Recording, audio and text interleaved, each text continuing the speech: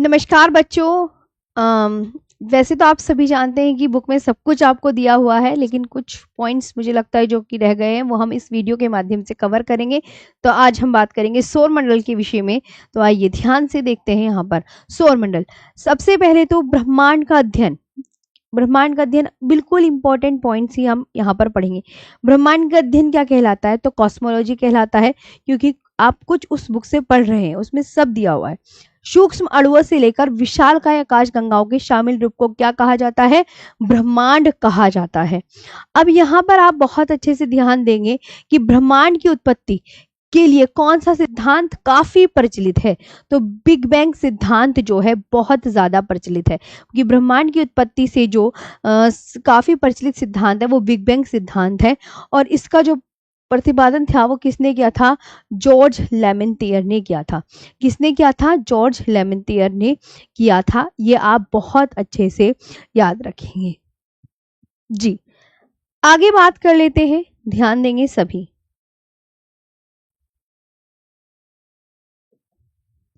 आकाशगंगा अरबों तारों के समूह को क्या कहा जाता है? अरबों तारों के समूह को आकाशगंगा कहते हैं। ब्रह्मांड में कितनी आकाशगंगा है? ब्रह्मांड में 100 अरब आकाशगंगा है। और हमारी आकाशगंगा का शेप कैसा है? तो हमारी आकाशगंगा का जो शेप है वो सर्पिलाकार है। हमारी आकाशगंगा का नाम क्या है? मंदाकिनी या मिल्की वे या दुग्ध मेखला है। हमारी आकाशगंगा को सबसे पहले किसने देखा? तो गैलीलियो के द्वारा देखा गया।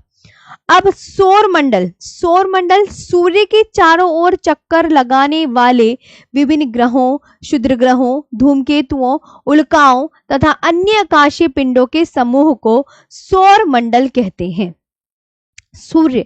सूर्य जो है यह अपने अक्ष पर पूर्व से पश्चिम घूमता है। कैसे घूमता है? पूर्व से पश्चिम घूमता है। सूर्य का 70.6% भाग हाइड्रोजन, 27.4% भाग हीलियम से बना है। सूर्य का केंद्रीय भाग क्या कहलाता है? सूर्य का केंद्रीय भाग क्रोड कहलाता है। सूर्य की बाहरी सतह का तापमान कितना है? 6000 डिग्री सेल्सियस, 6000 डिग्री सेल्सियस।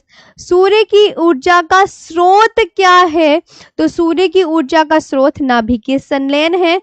सूर्य की दीप्तिमान सतह को क्या कहते हैं? तो प्रकाश मंडल कहते हैं। सूर्य हमारी पृथ्वी से कितने लाख गुना बड़ा है? तो सूर्य हमारी पृथ्वी से 13 लाख गुना बड़ा है। अब ये ग्रहों का क्रम है, जैसे आप देख सकते हैं सन, फिर बुध, फिर शुक्र, फिर पृथ्वी, मंगल, बृहस्पति, शनि, अरुण, वरुण। शनि के चारों ओर छल्ले, मंगल और बृहस्पति ग्रह की कक्षाओं के बीच में आपको क्षुद्र ग्रह देखने को मिल रहे हैं। ग्रह क्या होते हैं? अब यहाँ पर थोड़ा सा देख लेते हैं। ग्रह वे खगोलीय पिंड जो सूर्य के चारों ओर परिक्रमा करते हैं। ग्रहों का अपना कोई प्रकाश या ऊष्मा नहीं होती, ये सूर्य से ही ऊष्मा एवं प्रकाश प्राप्त करते हैं। ग्रह को 2 भागों में बांट के पढ़ते हैं, आंतरिक या पार्थिव ग्रह और जोवियन ग्रह या बाह्य ग्रह। आंतरिक ग्रह कौन से हैं? तो आंतरिक ग्रह है बुध, शुक्र, पृथ्वी व मंगल। जोवियन ग्रह या बाह्य ग्रह कौन से हैं? तो जोवियन ग्रह या बाह्य ग्रह है बृहस्पति, शनि, अरुण, वरुण। बुध क्या है? बुध सूर्य के सबसे नजदीक ग्रह है। बुध सूर्य से अगर मैं कहूं कि सबसे छोटा ग्रह बताओ कौन सा है, तो सबसे छोटा ग्रह बुध है। इसका तापांतर सबसे अधिक होता है। बुध के पास अपना कोई उपग्रह नहीं है। यहाँ पर क्या है? वायुमंडल का अभाव है और बुध सूर्य की परिक्रमा 88 दिनों में पूरी करता है। शुक्र सूर्य से सबसे दूसरा निकटतम ग्रह है। आकार, घनत्व एवं व्यास में पृथ्वी के लगभग बराबर होने के कारण इसे पृथ्वी की जुड़वा बहन कहा जाता है। शुक्र को भोर का तारा और सांझ का तारा भी कहते हैं। यह सौर मंडल का सबसे चमकीला ग्रह है। शुक्र का जो परिक्रमण काल है वो 225 दिनों का है और इसका जो घूर्णन काल है वो 243 दिनों का है।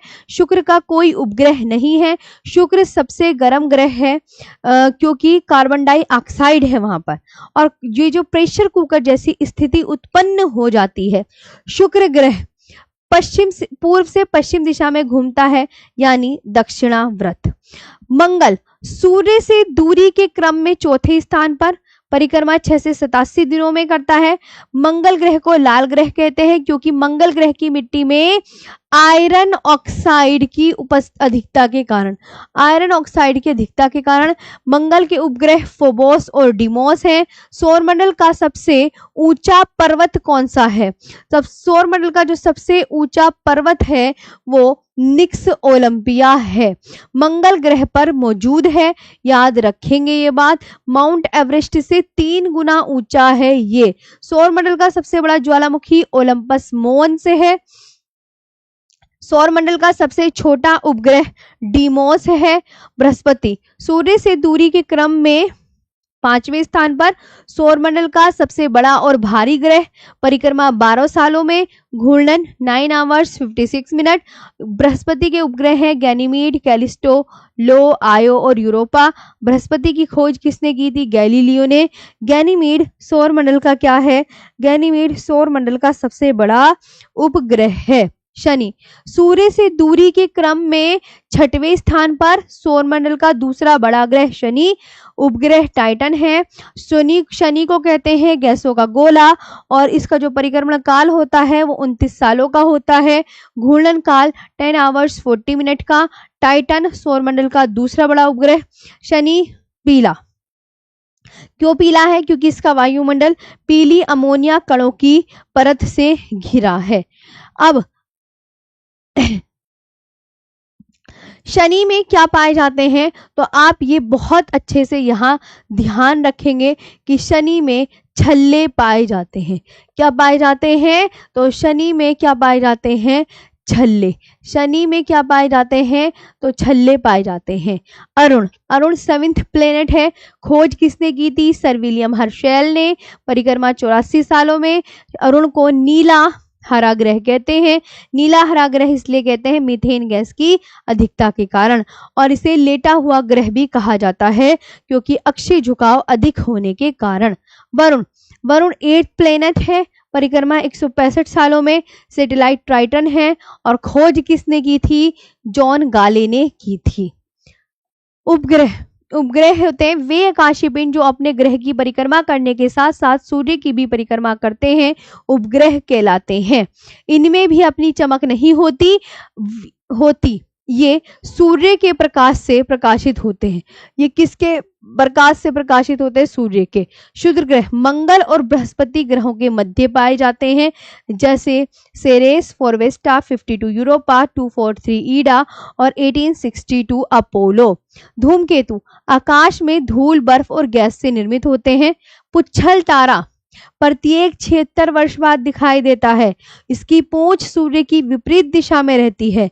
चंद्रमा पृथ्वी का एकमात्र उपग्रह, पृथ्वी से न्यूनतम दूरी 13 लाख किलोमीटर है।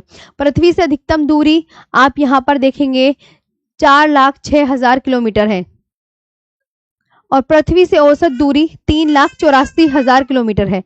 चंद्रमा पर पहुंचने वाला व्यक्ति नील आर्मस्ट्रॉन्ग। चंद्रमा पर पहुंचने वाला अंतरिक्षयान लूना। चंद्रमा पर वायुमंडल क्या है? अनुपस्थित है।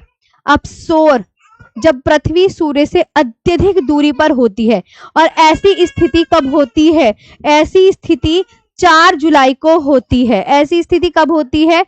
4 जुलाई को। और इस स्थिति में पृथ्वी सूर्य से 152 मिलियन किलोमीटर दूर है। उपसौर जब पृथ्वी सूर्य के अत्यंत पास होती है।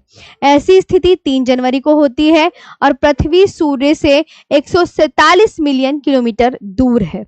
सूर्य ग्रहण जब सूर्य एवं पृथ्वी के बीच चंद्रमा आ जाता है। सूर्य ग्रहण कब होता है? जब सूर्य एवं पृथ्वी के बीच चंद्रमा आ जाता है। और ये सूर्य ग्रहण कब होता है? हमेशा अमावस्या को होता है, लेकिन प्रत्येक अमावस्या को नहीं होता है। चंद्र ग्रहण जब सूर्य एवं चंद्रमा के बीच पृथ्वी आ जाती है।